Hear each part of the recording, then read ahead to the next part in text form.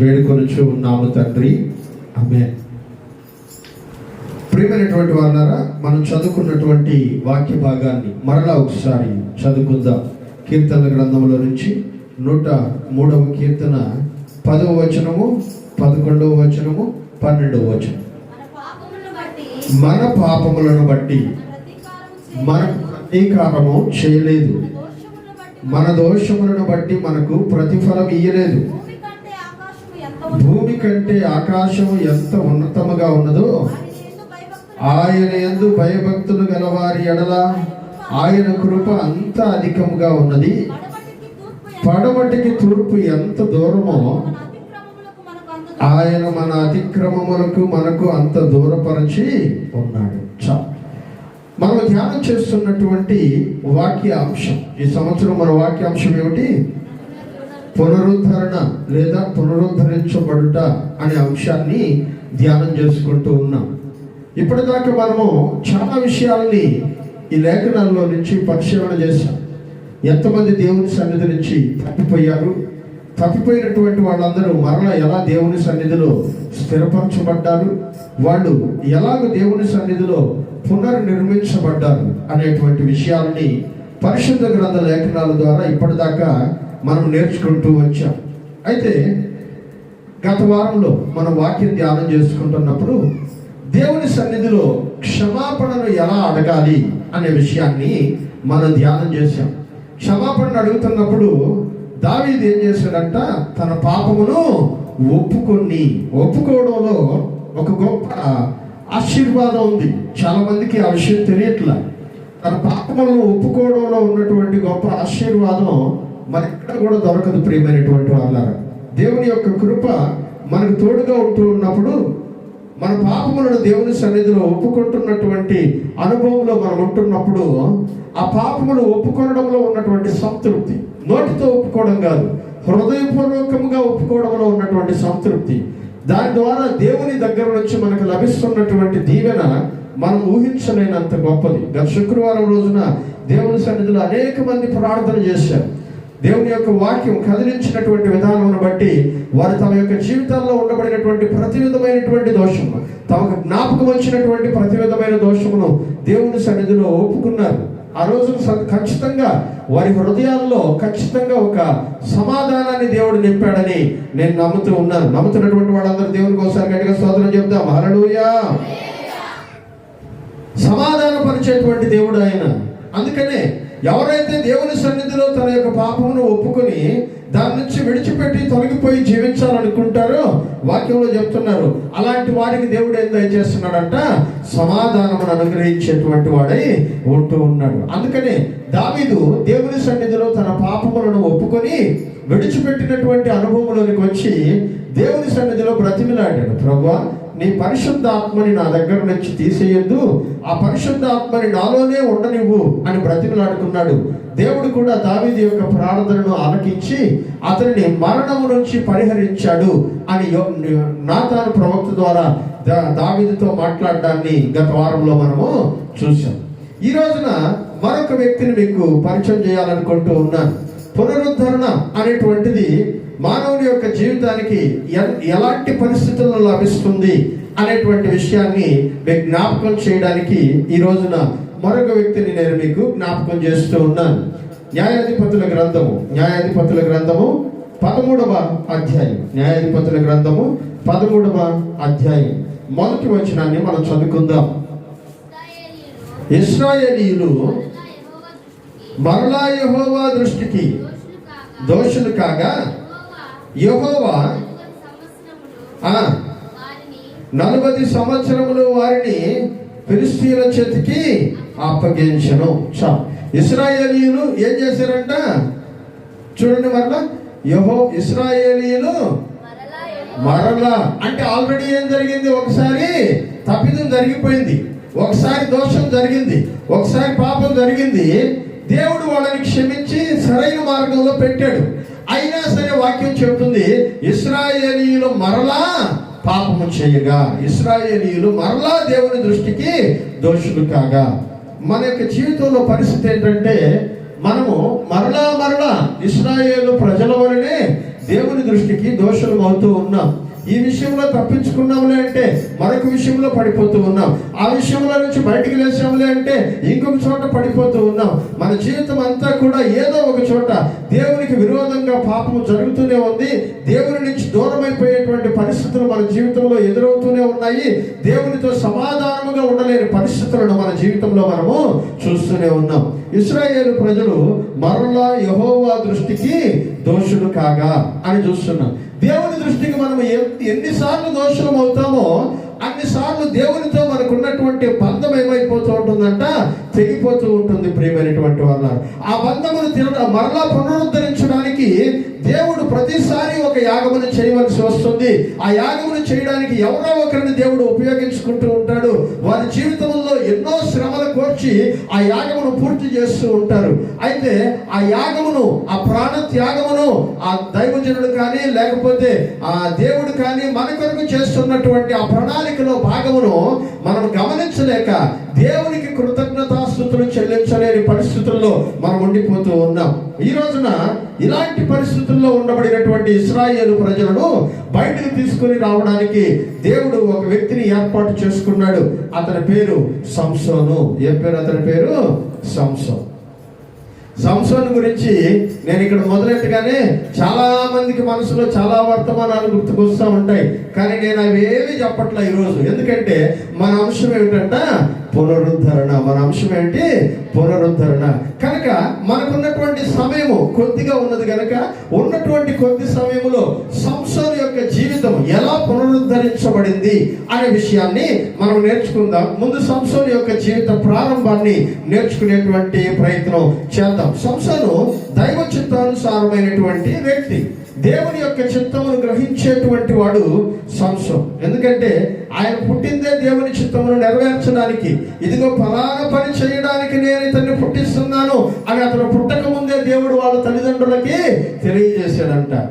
వాళ్ళిద్దరు తల్లిదండ్రుల యొక్క పేర్లు అక్కడ వాక్యంలో మనం చదువుతూ ఉన్నట్లయితే అక్కడ ఇలా అంటున్నాడు. 2వ వచనం చదవండి. ఆ కాలమున భాను వంశస్థుడును జోరియా పట్టణస్థుడునైన మనోహ అనేటువంటి ఒక ఆయన ఉన్నాడు. ఇతని భార్య. వీళ్ళిద్దరికి పిల్లలు లేరు. చాలా సంవత్సరాలుగా పిల్లలు లేరంట. వాక్యం చెప్తుంది ఆమె గొడ్రాలై ఉండెను అని వాక్యంలో చెప్తూ ఉంది. అలా పిల్లలు లేనటువంటి పరిస్థితుల్లో ఉన్నటువంటి ఈవిడని దేవుడు దర్శించాడు. ప్రియమైనటువంటి వాళ్ళను మనం చూస్తూ ఉంటే చాలా చోట్ల మనకి ఇలాగే కనబడుతుంది. ఆవిడ గొడ్రాలై ఉండెను, యెహోవా ఆమెను దర్శించను, ఆమె తన బిడ్డను దేవునికి ప్రతిష్ఠించను. శారా విషయంలో మనం అదే చూస్తాం.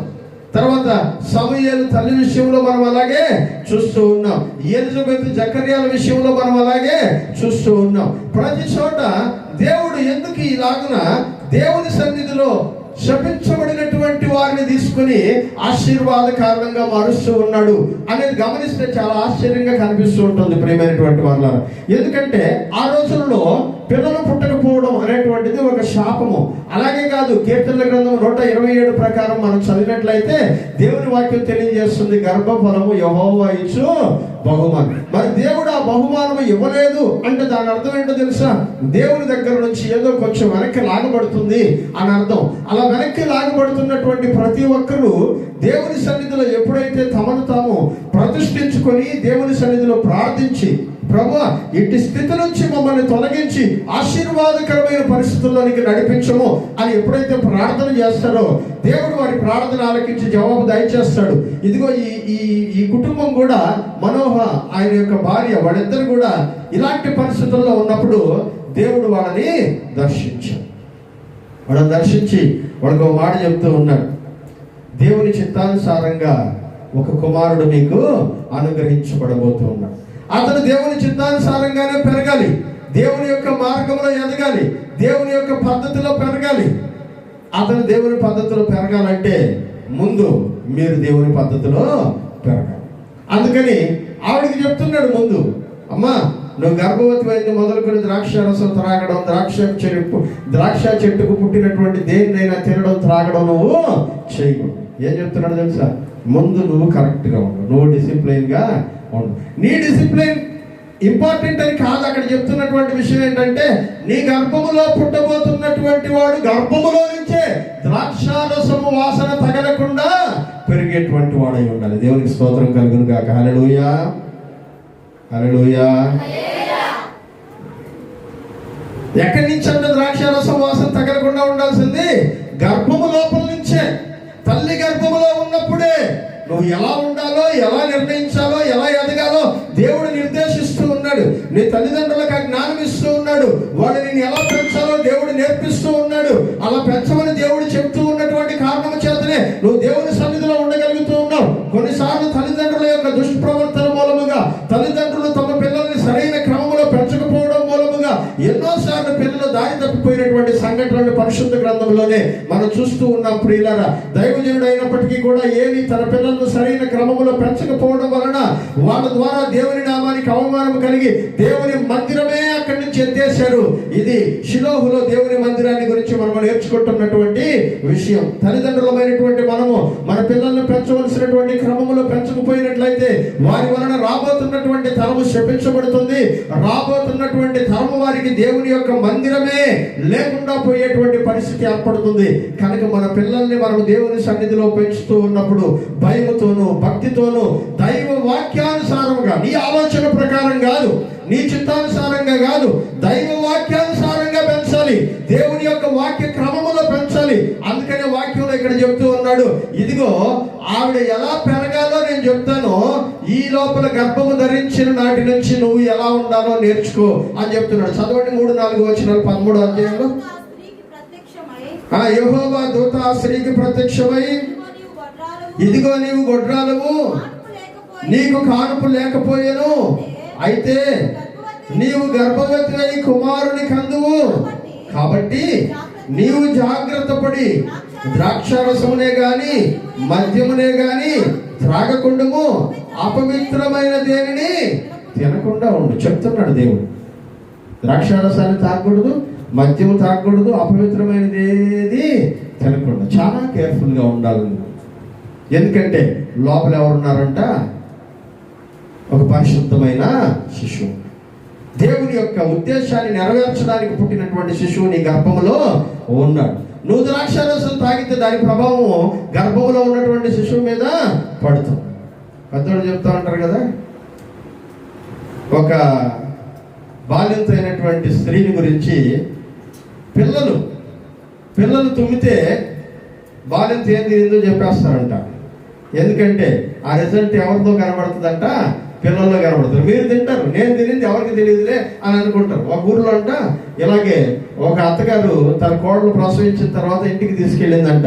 ఇంటికి తీసుకెళ్ళిన తర్వాత అత్తగారు ఏమో చెప్తున్నారంట, నువ్వు అది తినకూడదు, ఇది తినకూడదు అని చెప్తా ఉంటే వెనకుండా నేరుగా వెళ్ళిపోయి స్వీట్ బాక్స్లో స్వీట్లు పెట్టుంటే మా అత్త నాకు చెప్పకుండా దాచిపెట్టుకొని తింటుంది, నేను తినడానికి లేదా అని అనుకొని వెళ్ళిపోయి 4 స్వీట్లు రాత్రి పూట ఎవరికి చెప్పకుండా తినేసిందంట. ఎవరికి తెలియదులే అని అనుకుంది. పొద్దున్న లేసేటప్పటికే పిల్లడు ముక్కుల నిండా కారుతున్నాయంట. ఏంటి విషయం? పిల్లాడికి జలుబు ఎందుకు చేసింది? తల్లి బాగా ఉంది, పిల్లాడికి జలుబు ఎందుకు చేసింది అంటే, రాత్రి ఎవరు తిన్నారంట? అమ్మాయిలు తినేసింది. ఏం తినేసింది? స్వీట్స్ తినేసింది. దాని ప్రతిఫలం ఎక్కడ వస్తుంది? ప్రియమైనటువంటి తల్లులారా, మీరు ఏం చేస్తున్నా అది మీ పిల్లల జీవితాల్లో నుంచి బయటకు వస్తుంది. మీరు ప్రేమ చూపిస్తే మీ పిల్లల జీవితాల్లో నుంచి ప్రేమ బయటకు వస్తుంది. మీరు అసహనాన్ని ప్రదర్శిస్తే మీ పిల్లల జీవితాల్లో కూడా అసహనమే కనబడుతుంది. మీరు దేవుని ఎడల విశ్వాసాన్ని కనపరిస్తే మీ పిల్లల జీవితంలో కూడా విశ్వాసమే వస్తుంది. అందుకనే తిమోతి పత్రిక ఇలా అంటూ ఉన్నాడు, చదువుకుందాం. 1 తిమోతి పత్రికలో ఈ వాక్య భాగాన్ని మనం చదువుదాం. చాలా ముఖ్యమైనటువంటి విషయం.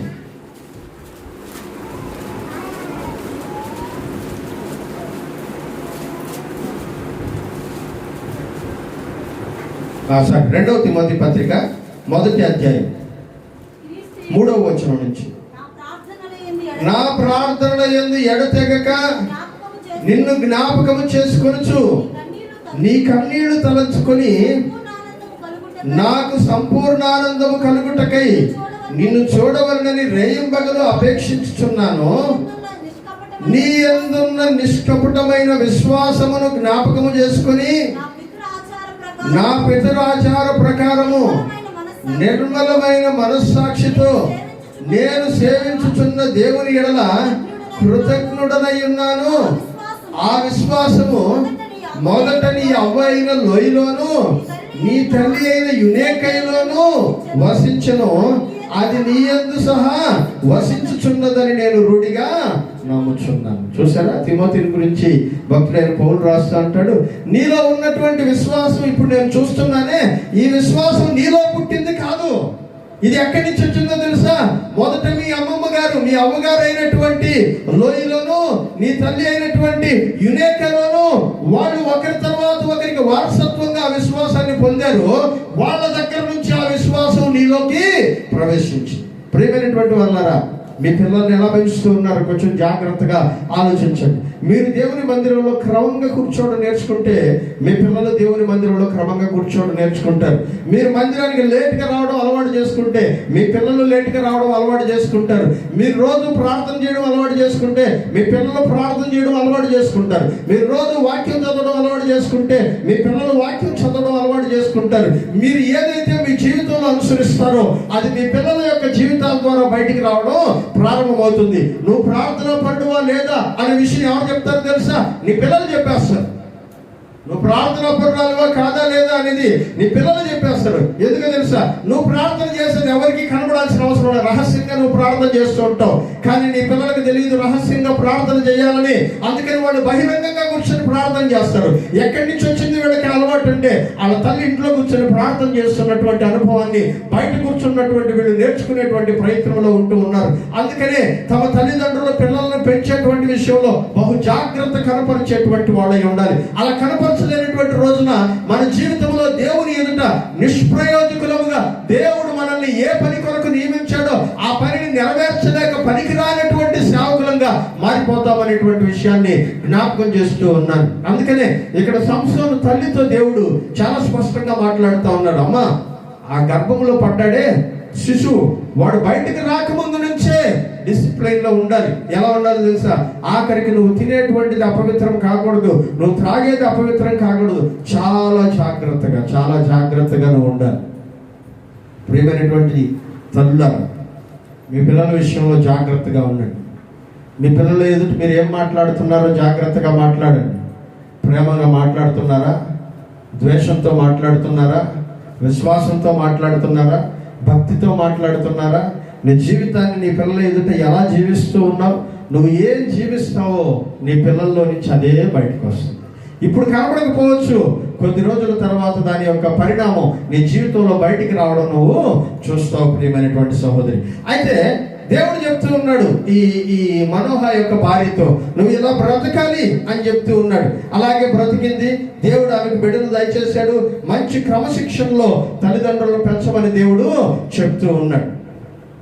అందుకనే సామెతల గ్రంథం 22వ అధ్యాయం 6వ వచనంలో అంటాడు, బాలుడు నడవవలసిన త్రోవను వానికి నేర్పించును, వాడు పెద్దవాడైనప్పుడు దాని నుంచి తొలగిపోడు. ఇది కంటక వాక్యం రానులు ఎవరైనా ఉన్నారు చెప్పండి? ఎవరు లేరు, గట్టిగా చెప్పండి ఒకసారి.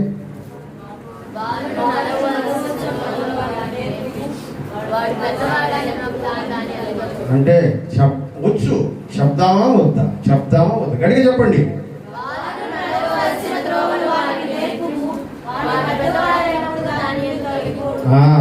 ఒకటి, మనం చెప్పలేకపోతున్నాం అంటే మనం చేయలేకపోతున్నాం అని అర్థం.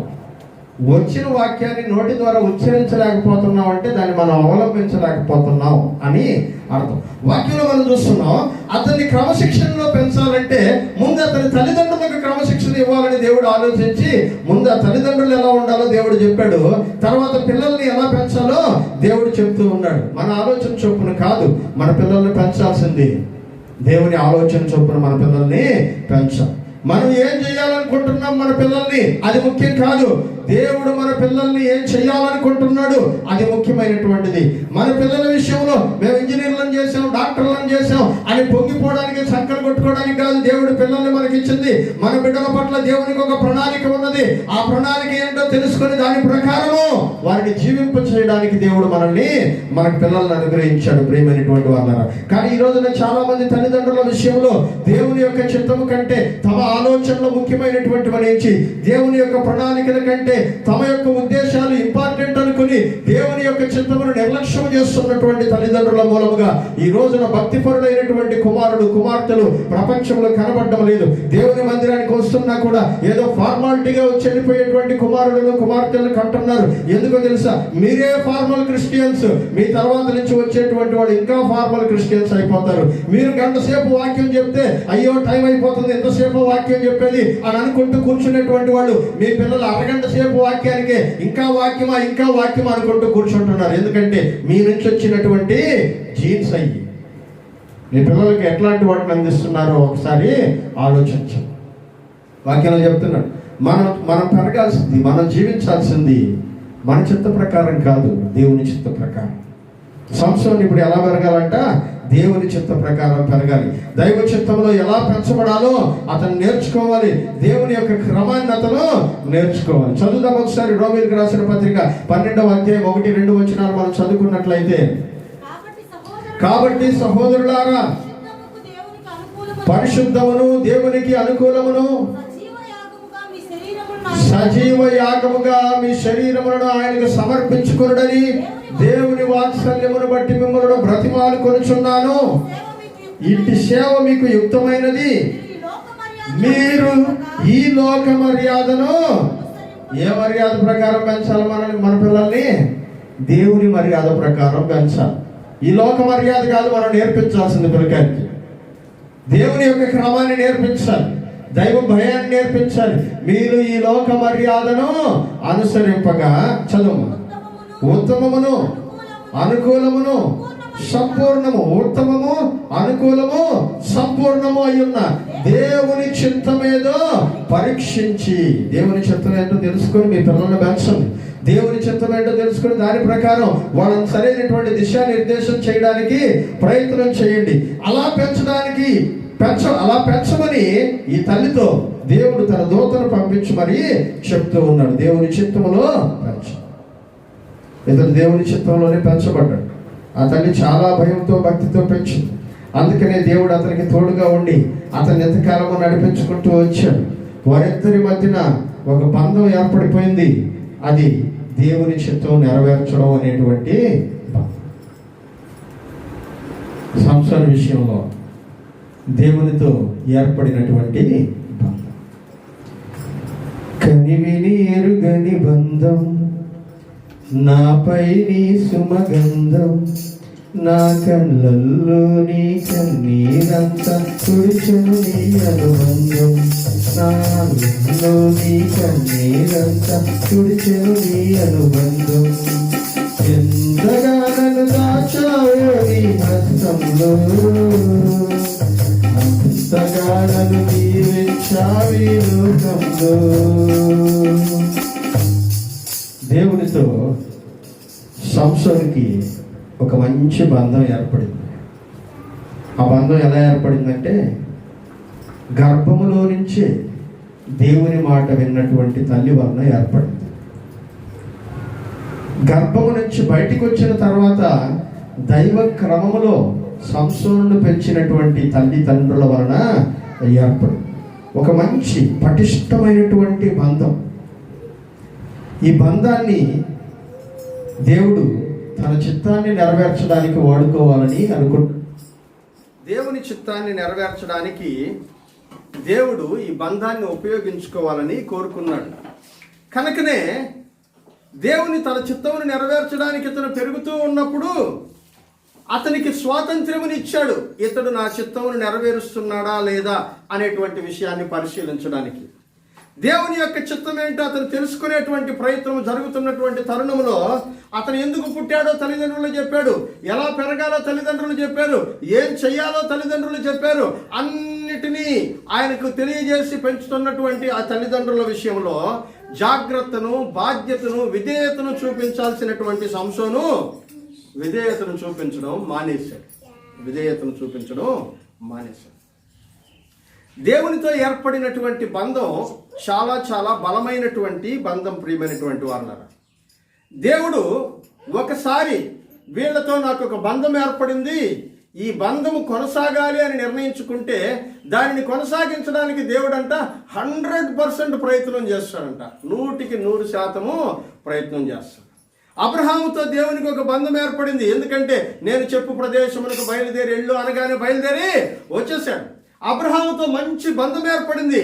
ఆ బంధము తెగిపోవడానికి ఎన్నిసార్లు ఆ అబ్రహాము ద్వారా తప్పిదాలు జరిగినా వాటన్నిటినీ దేవుడు ఏం చేసుకుంటూ వచ్చాడంట, సరి చేసుకుంటూ వచ్చాడు. దేవునికి స్తోత్రం కలుగును గాక. హల్లెలూయా. దేవుడు ఏర్పరుస్తున్నటువంటి ఏ బంధమైనా సరే అది చాలా పటిష్టముగా మన జీవితాల్లో కొనసాగాలి. జాగ్రత్తగా గమనించండి. ఎప్పుడు నేను చెప్పేటువంటి విషయాన్ని మరలా ఒకసారి మీకు జ్ఞాపకం చేస్తూ ఉన్నాను. ఒకవేళ మీ తల్లిదండ్రులు గనక మీతో పాటు ఉండడానికి ప్రియులు కారు అని అనుకుంటే ఆ తల్లిదండ్రులకు దేవుడు మిమ్మల్ని పుట్టించుండడు. చాలా మంది అంటారు, నేను ఇంట్లో పుట్టకుండా ఉంటే బాగుండేది, అంబానీ ఇంట్లో పుట్టుంటే బాగుండేది, లేకపోతే సోనియా గాంధీ ఇంట్లో పుట్టుంటే బాగుండేది అని అనుకుంటూ ఉంటారు. కాదు ప్రియమైనటువంటి వాళ్ళారా, దేవుడు నిన్ను కరెక్ట్ ప్లేస్ లో పుట్టించాడు. కానీ ఆ ప్లేస్ లో దేవుని చిత్తం ఏంటో నువ్వు తెలుసుకోక నీ తల్లిదండ్రులతో ఉన్నటువంటి బంధాన్ని తక్కువ విలువతో నువ్వు చూస్తూ ఉన్నావు. నీ తల్లిదండ్రులతో దేవుడు నీకు ఏర్పరిచినటువంటి బంధము చాలా బలమైనటువంటి బంధము. అలాంటి బంధాన్ని నువ్వు విడిచిపెట్టడానికి ఎన్నో సాకులు వెతుక్కుంటూ ఉన్నావు. కానీ దేవునితో బంధమును కొనసాగించడానికి నువ్వు ఇష్టపడడం లేదు అనేటువంటి విషయాన్ని గమనిస్తూ ఉన్నావు. తల్లిదండ్రులతో దేవుడు నీకు ఏర్పరిచినటువంటి బంధం చాలా బలమైనటువంటి బంధం.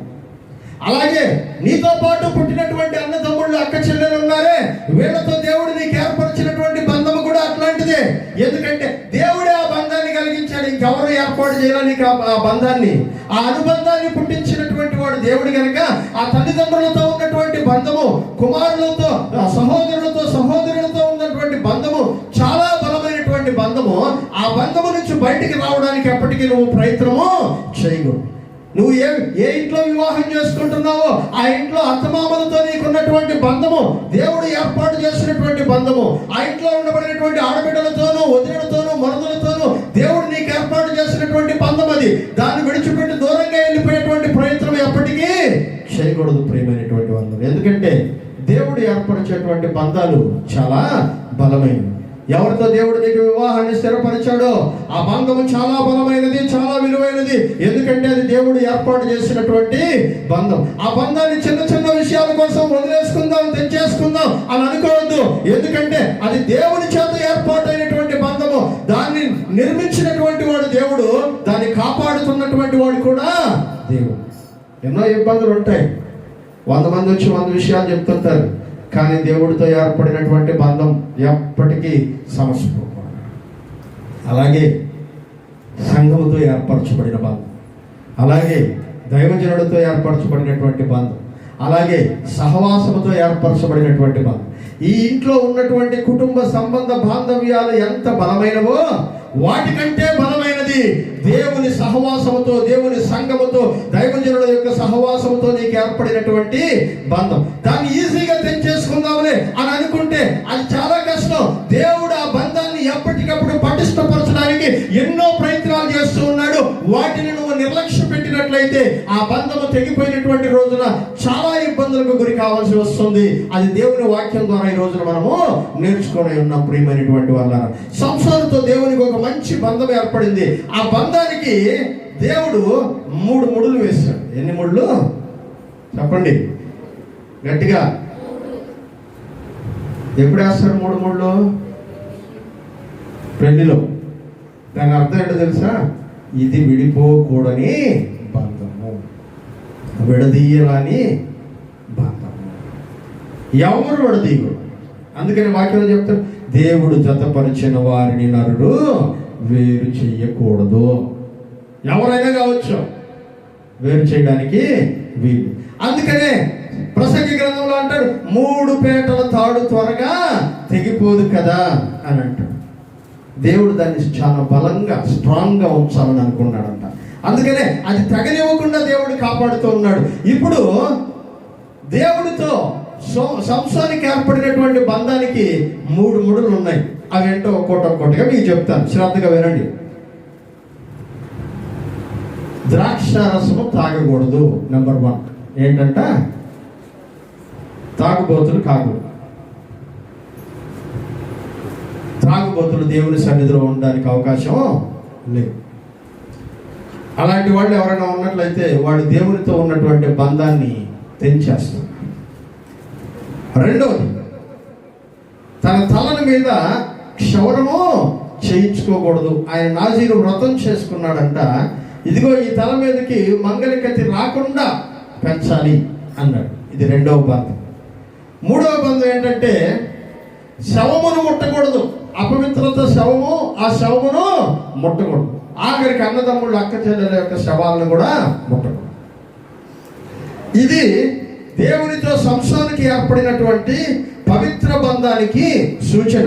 ఆ బంధానికి పేరు నాజీరు వ్రతము. ఏంటంటే ఆ బంధానికి పేరు నాజీరు వ్రతం. ఈ నాజీరు వ్రతంలో ఉన్నటువంటి ఈ 3 బంధాల్లో సంసోను ముందుకు కొనసాగుతూ ఉన్నాడు. దేవుడు ఈ బంధాన్ని కాపాడడానికి సంసోను ఎక్కడికి వెళితే అక్కడికి దేవుడు వెళ్తా ఉన్నాడు. ఎంత బాగుందో తెలుసా? సంసోను కథ చదువుతూ ఉంటే దేవునితో ఏర్పరిచినటువంటి బంధం విడిపోతే ఎంత భయంకరంగా ఉంటుందో సంసోను చెప్తాడు. దేవునితో ఉన్నటువంటి బంధం బలంగా ఉంటే మనం ఎలా ఉంటామో సంసోను చెప్తాడు. తెగిపోయిన బంధం మరలా అతికించడం ఎంత కష్టమో కూడా సంసోనే మనకు చెప్తాడు. అందుకని చాలా మంది చెప్తాడు, తెగేదాకా లాగబాకండి అంటాడు. ఎక్కడి దాకా లాగకూడదంట? తెగేదాకా లాగబాకండి. ఎందుకంటే తెగిన తర్వాత మరలా అతికించడం చాలా కష్టం ప్రియమైన వాళ్ళ. అందుకనే ఏ బంధాన్నైనా సరే కొనసాగించడానికి 100% ప్రయత్నించాలి, కానీ తెగగొట్టుకునేటువంటి ప్రయత్నాన్ని మనము చేయకూడదు. ఈ సంసోను యొక్క జీవితంలో మనం చూస్తున్నటువంటి విషయం ఇదే. సంసోను దేవుడు ఇద్దరు కలిసి చక్కగా దేవుని యొక్క క్రమాన్ని తెలుసుకుంటూ బ్రతుకుతూ ఉన్నాడు. దేవుడు సంసోనుకు తోడై ఉన్నాడు. సంసోను విశ్వాస జీవితంలో ఎదుగుతూ ఉన్నాడు. అనుకోకుండా ఇతను ఒక రోజున ఈ 3 ముడుల్లో ఒక ముడిని తెంపేయడం జరిగింది. ఆ మొట్టమొదటి ముడి ఏంటి అని అంటే, ఒక రోజున ఒక ఊరికి వెళ్ళి అమ్మాయిని చూసుకున్నాడంట. పేరు తెలుసా మీకు? పెళ్లి చేసుకోవడానికి ఒక అమ్మాయిని చూసుకున్నాడు. అమ్మాయి పేరు చెప్పండి. తెలీదా?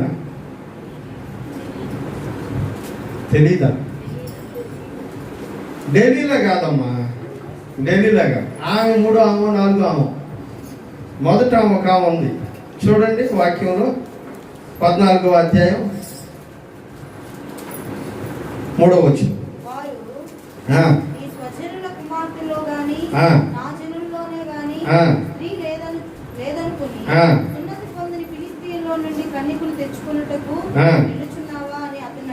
చూడండి, ఈ పేరు వాక్యంలో రాయలేదు, కానీ ఆమె ఎవరు కాదంట? దేవుని ప్రజల్లో ఒక భాగం కాదంట. దేవుని ప్రజల్లో ఒక భాగము కానటువంటి స్త్రీని వివాహం చేసుకోవడానికి ఇతను వెళ్తున్నాడు. వాళ్ళ తల్లిదండ్రులు అడిగారంట, ఇంకే బిడ్డ దొరకలేదా నాయన నీకు? మన వాళ్ళు కానటువంటి, దేవుని యందు విశ్వాసము లేనటువంటి, భక్తిహీనులైనటువంటి ఫిలిష్తీయులనే ఎత్తుక్కుంటూ వెళ్తున్నావా? ఇంకెవరు దొరకలేదా నీకు? తల్లిదండ్రుల మాటకు అవిధేయత చూపించి అని చెప్తున్నాడు తెలుసా? ఆయన మాటలు చాలా బాగున్నాయి అక్కడ. ఏనండి, వెరీ గుడ్. ఏం చేసిందంట? ఆమె నాకు ఇష్టం, నా పెళ్ళి నా ఇష్ట ప్రకారం జరగాలి, మీరేంటి నాకు చెప్పేది? కాబట్టి వెళ్ళి నేను చెప్పిన అమ్మాయిని మీరు చూసిరండి. పాప వాళ్ళ అమ్మ నాయన చేతులు కట్టుకొని వెళ్ళి చూసేసి వచ్చాను. దారిలో పోయేవాడు గమ్మును పోకుండా ఒక సింహం అడ్డం వచ్చిందంట, దాన్ని చంపి చీల్చి పక్కన పడేసిపోయినాడు. ఆడికి పోయి సంబంధం మాట్లాడుకున్నారు, అయిపోయింది. మరలా ఇంటికి వచ్చేసాడు సంసోను. ఇంటికి వచ్చేసిన తర్వాత మరలా పెళ్లి కూతురిని తన ఇంటికి తీసుకొచ్చుకోవడానికి ఆ ఊరికి వెళ్ళాడు, ఫిలిష్తీయుల ఊరికి. సంబంధం మాట్లాడుకోవడం అయిపోయింది, ప్రధానం అయిపోయింది కదా. మనోడి ఇంటికి వచ్చి అమ్మాయికి కావాల్సినటువంటి ఇళ్ళు ఏర్పాట్లు అన్నీ చూసుకొని ఇప్పుడు అమ్మాయిని తీసుకొచ్చుకోవడానికి పెళ్లి కూతురు ఊరికి వెళ్తున్నాడు. వెళ్తూ ఉంటే దారిలో తను చంపేసినటువంటి సింహం ఎక్కడో చూద్దామని అటు పక్కకి తిరిగాడంట. చచ్చిపోయిన సింహం ఏమై ఉంటుంది? కుళ్ళిపోయి ఉంటుంది. ఆ కుళ్ళిపోయినటువంటి సింహం లోపల ఎముకల గూడు, ఆ ఎముకల గూడు లోపల తేనె పట్టు కనబడుతుంది. ఏం కనబడుతుంది? తేనె పట్టు కనబడి. చచ్చిపోయింది సింహం ఎప్పుడో, తనే చంపేశాడు. ఇక దాంతో నీకేం పని? చచ్చిపోయినటువంటి సింహాన్ని ఎత్తుక్కుంటూ వెళ్తే ఏమవుతుందో తెలుసా?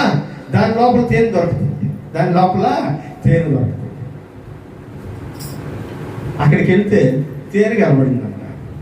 ఆ తేనె తీసుకొని తిన్నాడంట. ఆ తేనె తీసుకొని ఇతనికి దేవుడు చెప్పినటువంటి విషయం ఏంటి? నువ్వు ఎప్పటికీ అపవిత్రమైన దానిని ముట్టకూడదు, శవం వలన నీకు అపవిత్రత కలుగు చేసుకోవద్దు. మొదటి ముడిని ఫట్ మంది తెచ్చేసాడు. ప్రియమైనటువంటి వాళ్ళారా, మనకు తెలీదు, సంసారం కూడా తెలియదు నేను ఇలా తెంచేస్తున్నానే విషయం. కానీ ఒక బంధాన్ని తను ఎలా తృణీకరిస్తూ ఉన్నాడో, దేవుడితో ఏర్పడిన అనుబంధాన్ని ఎలా తెంచేసుకుంటూ ఉన్నాడో ఈ వాక్యం మనకు నేర్పిస్తూ ఉంది. ఇదిగో అతను ప్రతి బంధాన్ని తెంచుకుంటూ ఉన్నప్పుడు దేవుని కంటే ఇంకొక దాన్ని ఎక్కువగా ప్రేమించడం మొదలు పెట్టాడనే విషయాన్ని మనం జ్ఞాపకం చేసుకోవాలి. దేవుని కంటే నువ్వు దేన్ని ఎక్కువగా ప్రేమిస్తున్నావో అది నీ జీవితంలో విగ్రహం అయిపోతుంది. దేవుని కంటే నువ్వు దేన్ని ఎక్కువగా ప్రేమిస్తున్నావో దానికి నువ్వు పూజ చేస్తూ ఉన్నావు, దానిని ఆరాధిస్తూ ఉన్నావు. అందుకనే ఇతనికి అక్కడ కనబడింది తేనంట. తేనెని తీసుకొని అక్కడికి వెళ్తున్నప్పుడు ఇతనికి తెలీదా, నేను నాజీరు చేయబడిన వాడను, ఇది తినకూడదు, దేవుని చిత్తమో కా. తెలిసి కూడా ఏం చేస్తున్నాడంట? తేనె పట్టు తీసుకొని తింటాడు. సామెతల గ్రంథంలో ఒక మాట, నా కుమారుడా తేనెను అధికముగా త్రాగము. టేస్ట్ కోసం ఓకే, లీటర్లు తాగకూడదు. ఎంతవరకు? అది కూడా ఎక్కడి నుంచి తీసుకున్నాడంట? ఒక శవంలో నుంచి తీసుకుంటున్నాడు, అపవిత్రమైన దానిలో నుంచి చేరుకుంటున్నాడు. తీయదనాన్ని జరుపుకునేటువంటి ప్రయత్నం. ఒక ముడి తెగిపోయింది. రెండో ముడి వాళ్ళ ఇంటికి వెళ్ళాడు. పాపం మా అల్లుడు వచ్చాడులే అని చెప్పి అక్కడ పోతును కొట్టి పెద్ద డిన్నర్ చేసినారు. డిన్నర్లో ద్రాక్షారసం కూడా ఉంది. మనోడు తాగేసి ఒక పక్క తిండి మీద ఆశ, ఇంకొక పక్క ద్రాక్షారసం మీద ఆశ వదలట్లా. ప్రియమైన వాళ్ళారా, నువ్వు దేన్ని ఎక్కువగా ఆశపడతావో అదే దేవునికి నీకు మధ్య ఉన్న బంధాన్ని తెంచేయడానికి ఒక బ్లేడు. దేని మీద ఎక్కువ ఆశపడ్డా సరే అది నీకు దేవునికి మధ్య ఉన్న బంధాన్ని తెంచేస్తుంది. జాగ్రత్త. నువ్వు దేని మీద ఆశపడుతున్నావు, దేన్ని ఆశించి దేవునితో ఉన్నటువంటి బంధాన్ని విడగొట్టుకుంటున్నావో ఆ విషయంలో జాగ్రత్తగా ఉండాలి. సంసోను యొక్క తనని మనం సంసోన్ని మనం చూస్తున్నాం. అతను ఒక్కొక్కడుగు ముందుకేసుకుంటూ తనతో ఉన్నటువంటి బంధాలన్నిటినీ తెంచుకుంటూ వెళ్ళిపోతూ ఉన్నాడు. వాక్యంలో చూసాం. ఓ స్త్రీ కోసం వెళ్ళాడు, ఆ స్త్రీని ప్రేమించాడు. ఆ స్త్రీ కోసం ఒక సింహాన్ని చంపాడు. సింహంలో నుంచి వచ్చినటువంటి తేనెను తాగాడు. అక్కడితో ఆగిపోయి ఉంటే పర్వాలే, దాని గురించి మళ్ళా మనోడు ఒక పొడుపు కథ వేసాడంట ఆ ఊర్లో వాళ్ళకి. నేను ఒక పొడుపు కథ వేస్తాను, 3 రోజుల లోపల ఈ పొడుపు కథ ఇప్పేస్తే నేను మీకు బహుమానం ఇస్తాను, లేకపోతే మీరు నాకు బహుమానం ఇవ్వాలా అని చెప్పాడు. పొడుపు కథ వేసాడు. ఆ ఊర్లో ఎవరు ఇప్పలేకపోయారు. వాళ్ళ భార్య ఏలిన రోజు నుంచి నష్టపెట్టడం మొదలుపెట్టిందంట. నాకు చెప్పు ఆ కథ, నాకు చెప్పు ఆ కథ, నాకు చెప్పు ఆ కథ. ఈ స్త్రీలు ఎక్కడ కూడా మనశ్శాంతిగా వాళ్ళు ఉండరు, మనల్ని ఉండనీరు. ఇదే సమస్య. వాళ్ళు మనశ్శాంతిగా ఉండరు, మనల్ని మనశ్శాంతిగా ఉండనీరు. నీకు ఒక విషయం తెలుసా అని నువ్వు అంటే చాలు, అది ఎంత పనికిమాలిన విషయమైనా సరే చెప్పిన దాకా నీ ప్రాణం తోడేస్తూ ఉంటారు. అది వాళ్ళ జీవిత విధానం, వాళ్ళ లక్ష్యం అది. అందుకని మనం నోరు జారకుండా ఉండడం మనకు ఉత్తమం. దేవునికి స్తోత్రం చెప్పండి గట్టిగా. ఎందుకంటే వాళ్ళ మీద చెప్తుంది కదా పాపం, స్తోత్రం కూడా చెప్పడం చూడు. ఆ విషయం తెలుసుకున్న దాకా ఆసక్తి ఈవిడ అడుగుతా ఉంది, నువ్వు చెప్తావా చెప్పవా, నువ్వు చెప్తావా చెప్పవా, నువ్వు నన్ను ప్రేమించుంటే చెప్పవా అంటంట. నువ్వు నన్ను ప్రేమించుంటే చెప్పవా. చెప్పేసి చెప్పిన తర్వాత ఏమయ్యావా, నువ్వు నిజంగా నువ్వు అడిగావు కదా అవతల ఉండేటువంటి సంసోన్ని, నువ్వు ప్రేమించుంటే చెప్పవా అని అడిగావు కదా. ఇప్పుడు నువ్వు సంసోన్ని ప్రేమించుంటే ఈ స్టోరీ ఎత్తుకోపోయి నీ భర్తను ఓడించాడు వాళ్ళకి చెప్తావా నువ్వు? నీ భర్తను అవమానపరిచే వాళ్ళకి చెప్తావా నువ్వు ఈ స్టోరీని తీసుకెళ్ళి? నువ్వు మాత్రం ప్రేమించకుండా ఊళ్ళో వాళ్ళకి స్టోరీ చెప్పొచ్చా? నీ ప్రేమ ఎక్కడికి పోయింది? ఆలోచించు ఒకసారి. సంసోను భార్య ఇదే చేశారు, స్టోరీ చెప్పేసి ఊళ్ళో వాళ్ళకి వెళ్ళిపోయి వాళ్ళు స్టోరీ చెప్పేశారు. అయ్యా నీ కొడుకు కథ విషయం మాకు తెలిసిపోయింది. ఇప్పుడు సంసోను ఏమన్నాడు తెలుసా? ఒరే నా భార్యకు నేను చెప్పకపోతే మీకు ఈ స్టోరీ తెలిసేదా? ఇది ఎవరికి తెలియని స్టోరీ, నా భార్య వల్లే తెలిసిన స్టోరీ ఇది మీకు. కాబట్టి మీరు నన్ను మోసగించి ఓడించారు ఈ విషయంలో అని అన్నాడు. ఆ రోజు రాత్రి 4 నక్కలకి 300 నక్కలను తీసుకొని నక్కలకి అన్నిటికీ తోకలు ముడేసి ఆ తోకల మధ్యలో దివిటీలను పెట్టి వాళ్ళ ఎవరి చేల మీద కొట్టాడంట. చేలు మొత్తం తగలబడిపోయాయి. దేవునికి స్తోత్రం కలుగును గాక. హల్లెలూయా. ప్రియమైన వాళ్ళారా, ఎందుకు ఈ స్టోరీని ఎంత దూరం చెప్పానంటే, సంసోను దేవునితో బంధాన్ని బలపరుచుకుంటూ పోవలసిన వాడు దేవునితో బంధాన్ని తెంచుకుంటూ వెళుతున్నాడు. ఒక బంధం తెగిపోయింది, శత్రుత్వం ఏర్పడుతుంది. ఇంకొక బంధం తెగిపోతుంది, జీవితం మీదకి అనేకమైనటువంటి అపవాదులు రావడం స్టార్ట్ అవుతూ ఉన్నాయి. ఎందుకు నీ జీవితంలో ఈ ఇబ్బందులు ఎదుర్కొంటున్నావో తెలుసా? దేవునితో ఉన్నటువంటి బంధాన్ని దూరం చేసుకోవడం వలన. సంసారం అదే చేస్తున్నా. నేను ఆ ఊర్లో ఉండడం సెట్ అవుతుందని చెప్పి బయలుదేరి వచ్చేసిన తర్వాత ఇంకొక ఆవిడని మోహించి ఆవిడ దగ్గర కొంతకాలం ఉన్నాడు. అక్కడి నుంచి బయలుదేరి వచ్చేసాడు. లాస్ట్లో ఇందాక మీరు చెప్పినారే ఒక ఆమె కాడ చేరినాడు. ఇప్పుడు చెప్పండి నా పేరు గట్టిగా. మిగతా వాళ్ళకి నోరు లేవా? చెప్పండి గట్టిగా. ఏ పేరు? మీరు చెప్పకపోతే నేను వాక్యం ఆపేస్తాను. ప్రార్థన చేసుకున్నాను. చెప్పండి ఏం పేరు? డెలీలా. ఎందుకు ఆ పేరు చెప్పడానికి అంత భయపడుతున్నారు? ఆవిడ దగ్గర చేరాడు. ఆవిడ ఒకటే టెన్షన్. ఏం చెప్పిందో తెలుసా? నువ్వు ఇంతమందిని కొట్టేస్తున్నావే, నీ బలం ఎక్కడి నుంచి వచ్చిందో చెప్పు.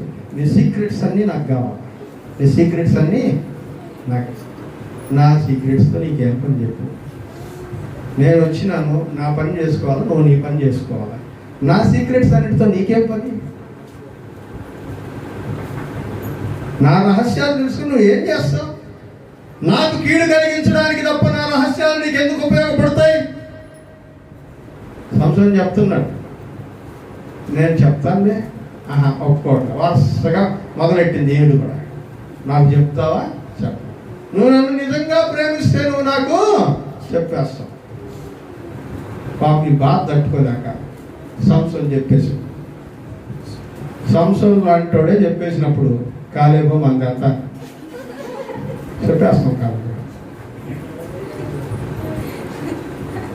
మన పరిస్థితి అదే. చెప్పేసి ఆవిడ శుభ్రంగా గుండు కొట్టేసి, ఈయన చెప్పేశాడు, ఆవిడ గుండు కొట్టించేసి అయిపోయింది స్టోరీ. బంధం తెగిపోయింది. చాలా విషయాలు ఉన్నాయి చెప్పడానికి, కానీ ఈ అంశంలో ఇవి ముఖ్యమైనవి కాదు కనుక ఆ ఇంపార్టెంట్ విషయాలు 1 by 1 చెప్పుకుంటూ వస్తాం. 3 కండిషన్, 3 ముళ్ళు తెగిపోయి దేవునితో సంసోనుకు ఉన్నటువంటి బంధం తెగిపోయింది. ఇప్పుడు సంసోను ఒంటరివాడు అయిపోయాడు. నిన్నటి దాకా దేవుడు నా పక్కన ఉన్నాడు, నేను ఏమైనా చేయగలను అని అనుకున్న వాడికి ఇప్పుడు బంధం తెగిపోయిన సంగతి కూడా తెలియట్లా. ఎప్పుడు తెగిపోయిందో తెలియదు, ఏం జరిగిందో తెలియదు. కళ్ళు తెరుచుకొని చూసేటప్పటికే బోడిగుండు అయిపోయింది. ఇదిగో ఎదురుగా ఉన్నటువంటి వాళ్ళు ఎవరు కనబడడం లేదు. ఇదిగో తన మీదకి వచ్చేటువంటి వాళ్ళు యుద్ధం చేస్తూ ఉన్నారు. పట్టుకెళ్ళిపోయి కాళ్ళు చేతులు కట్టేసి సంఖ్యలతో బంధించి గుడ్లతో సహా తోడి బయట పారేశారు. ఎంత భయంకరమో తెలుసా? గుడ్లు అట్లాగే ఇనప కడ్డీలు కాల్చిపెట్టి తోడేశారు బయట. నాకు మొన్న రోజు వెల్డింగ్ చేస్తే 2 రోజులు కనబడాలి కళ్ళు. మరి సంవత్సరానికి గుడ్లు ఐరన్ రాడ్ పెట్టి తోడేస్తే పరిస్థితి ఎట్లా ఉంటుందో ఒకసారి ఆలోచించండి, ఎంత భయంకరంగా ఉంటుందో. గుడ్లు తోడేసి పక్కన పడేశారు, గుడ్డోని చేసేసారు, కాళ్ళు చేతులు సంఖ్యలు కట్టేశారు. ఏం చేపిస్తున్నారు తెలుసా? ఆ ఊర్లో ఉండే వాళ్ళందరికీ మిషన్ దంచే పని పెట్టాడు ఆయనకి, తిరగలి విసిరేటువంటి పని. అందరు తెచ్చి ఆ ఊర్లో ఉండే వాళ్ళందరూ ఒడ్లు దంపించుకోవాలనుకున్నప్పుడల్లా తిరగట్లోకి వస్తారు. మనోడు చుట్టూ తిరుగుతూ ఉంటాడు. వచ్చినటువంటి వాళ్ళందరూ తిరగలి దంపించుకొని ఒడ్లు ఇంటికి తీసుకెళ్ళిపోతున్నారు. అందరూ తనను బానిసగా వాడుకోవడం మొదలు పెట్టారు. ప్రియమైనటువంటి వాళ్ళారా, జాగ్రత్తగా ఉండండి. దేవునితో బంధము తెగిపోయినటువంటి రోజున నువ్వు ఎవరి మీద అయితే అధికారం ఇప్పుడు దాకా చలాయించావో, ఎవరి మీద అయితే విజయాన్ని సాధించావో, ఎవరి మీద అయితే నాకు ఎదురు లేదనుకున్నావో వాళ్ళకే నువ్వు బానిసమైపోతావు. ఎందుకో తెలుసా? ఎప్పటిదాకా నువ్వు జయించింది నీ బలముతో కాదు, దేవుని యొక్క బలముతో. ఎప్పటిదాకా నువ్వు ముందుకు కొనసాగుతున్నది నీ బలముతో కాదు, దేవుని బలముతో. ఆ దేవుని బలము నిన్ను విడిచిపెట్టిపోయిన రోజున నీ జీవితంలో పరిస్థితి ఎలా తయారవుతుందో తెలుసా? ఎవరి మీద అయితే నువ్వు విజయం సాధించావో వాళ్ళందరికీ బానిసమైపోతావు, వాళ్ళందరికీ బానిసమైపోతావు. ఏం చేయాలో తెలియదు నా సంవత్సరం. ఊర్లో ఉండే వాళ్ళందరూ వచ్చేసారంట, మనల్ని చంపడానికి వచ్చాడు రైడు. ఇప్పుడు ఈయన చూడు ఏం మాట్లాడుకుంటున్నామో మనం అని ఒకరిని చూసి ఒకరు నవ్వుకోవడం మొదలు పెట్టాడు. ఏం చేయాలో అర్థం కావట్లేదు. ఇదిగో దాని దేవుని యొక్క మందిరంలో, అక్కడ ఉన్నటువంటి ఫిలిష్తీయుల దేవాలయంలో 2 స్తంభాల మధ్యలో అతన్ని నిలబెట్టి కట్టేశారంట. ఆ స్తంభాల మధ్యలో నిలబెట్టి కట్టేసి ఉన్నప్పుడు ఏం చేయాలో తెలియక ఆ స్తంభాల్లో ఒక స్తంభాన్ని తవిడి పట్టుకొని దాని ప్రక్కన పట్టుకొని నిలబడుకొని ఆనుకొని ఇలా ప్రార్థన చేశాడంట. ఇప్పుడు చదవండి ఆ ప్రార్థన, చాలా చాలా ఇంపార్టెంట్, చాలా ముఖ్యమైనటువంటి ప్రార్థన. న్యాయాధిపతుల గ్రంథం 14వ అధ్యాయం.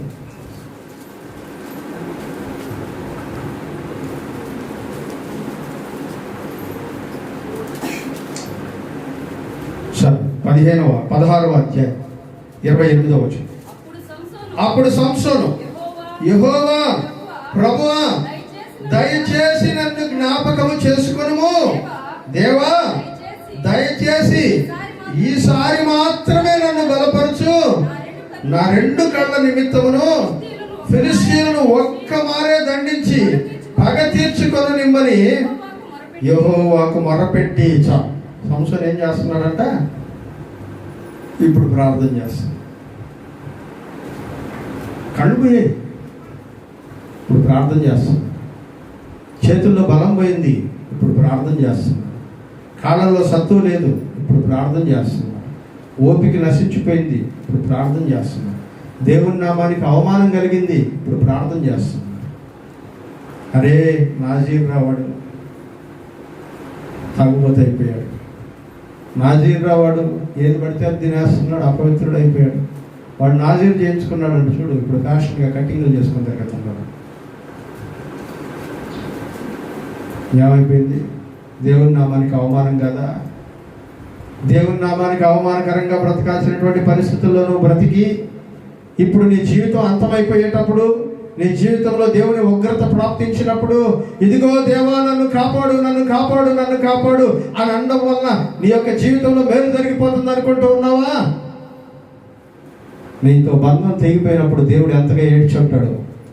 అయ్యో, ఫిలిష్తీయులను చంపడానికి నేను ఉపయోగించిన ఆయుధం ఇతను ఇలా తయారైపోయాడేంటి? ఈ కుటుంబాన్ని రక్షించడానికి నేను ఏర్పరచుకున్నటువంటి సాధనం ఇతను ఇలా అయిపోయాడేంటి? ఇదిగో ఈ గ్రామంలో ఒక మంచి సాక్షిగా నిలబెట్టాలనుకున్నాను, ఇతను ఇలా అయిపోయాడేంటి?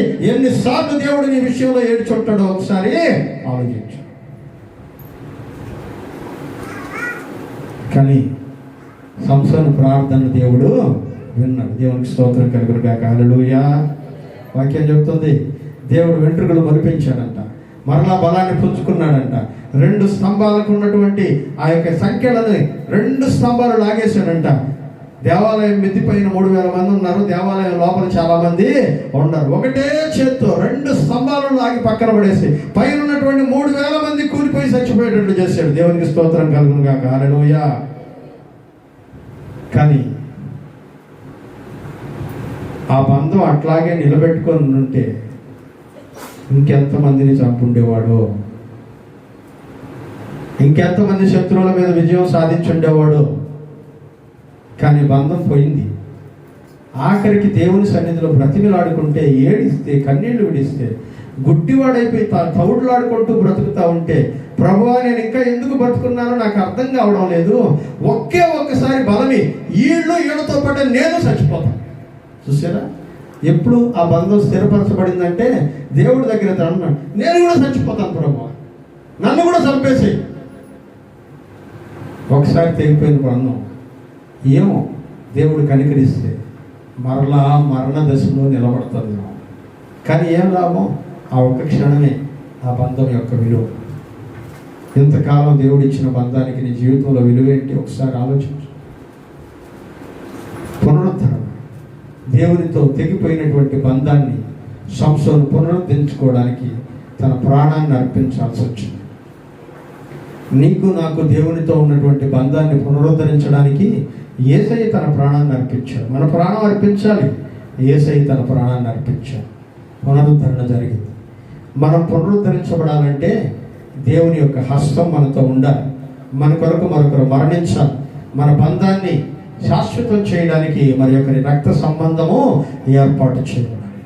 ఆయనతో ఏర్పడినటువంటి రక్త సంబంధము ద్వారానే ఈ రోజున మనము దేవునితో ఈ సంబంధాన్ని కొనసాగించగలుగుతూ ఉన్నాం. వాక్యంలో మొట్టమొదటి మనం చదువుకున్నప్పుడు ఒక మాటను చదివాం. కీర్తనల గ్రంథం 103:10 చదవండి. మన పాపములను బట్టి ఆయన ప్రతీకారము. చూసారా, సంసోను పాపాన్ని బట్టి ఆయన ప్రతీకారం చేయలేదు. చేస్తుంటే అప్పుడే చచ్చిపోయాడు సంసోను. మన దోషాన్ని బట్టి మనకు ప్రతిఫలం ఇవ్వనా దేవుడు? చదవండి. భూమి కంటే ఆకాశము ఎంత ఉన్నతముగా ఉందో ఆయన యందు భయభక్తులు కలిగి ఉంటే మన ఎడల దేవుని కృప అంత ఉన్నతంగా ఉంటది. మనము చేసినటువంటి పాపములు తూర్పుకి పడమర ఎంత దూరంగా ఉందో మనకు మన పాపములను దేవుడు అంత దూరంగా. సంసోనుకి ఇప్పుడు అర్థమైంది, నేను దేవుని పాదాలు పట్టుకుంటే తూర్పుకు పడమర ఎంత దూరంగా ఉందో నాకు నా పాపాలు అంత దూరం అవుతాయి. అందుకని దేవుని పాదాలు పట్టుకొని బ్రతుకులాడుకున్నాడు. దేవుని సన్నిధిలో తన జీవితాన్ని నిలబెట్టుకున్నాడు. ప్రాణం పొయ్యేటప్పుడైనా తిరిగి దేవునితో బంధాన్ని నిలబెట్టుకున్నాడు. నీ బంధం దేవునితో ఎలా ఉంది? దేవుని ప్రజలతో నీ బంధం ఎలా ఉంది? దేవుని సహవాసంతో నీ బంధం ఎలా ఉంది? నేను చెప్పాను, ఇవన్నీ దేవుడు ఏర్పరిచినటువంటి బంధాలు. దేవుడు ఏర్పరిచిన బంధాలకు నువ్వు విలువిస్తే దేవుడు నీకు విలువనిస్తాడు. నీ విలువ ఔన్నత్యంగా మార్చబడుతుంది. ఆ ఔన్నత్యం నేను నిలబెడుతుంది. కానీ ఇశ్రాయేలు ప్రజలు చేసినట్లు దేవుని ఎదుట నువ్వు మరలా పాపం చేస్తుంది. నీ బంధాన్ని పునరుద్ధరించడానికి దేవుడు మరలా ఇంకొక పనిని, ఇంకొక త్యాగమును, ఇంకొక జీవితాన్ని ఏర్పాటు చేయాల్సి వస్తుంది. ఇక్కడ సంసోను కోసం సంసోనే బలి అయిపోయాడు. నీ కోసం నా యేసయ్య బలి అయ్యాడు. మరలా యేసయ్యను బలిపెట్టవద్దని మనవి చేస్తూ ఉన్నాను. తనలో వచ్చి ప్రార్థన చేసుకున్నాను.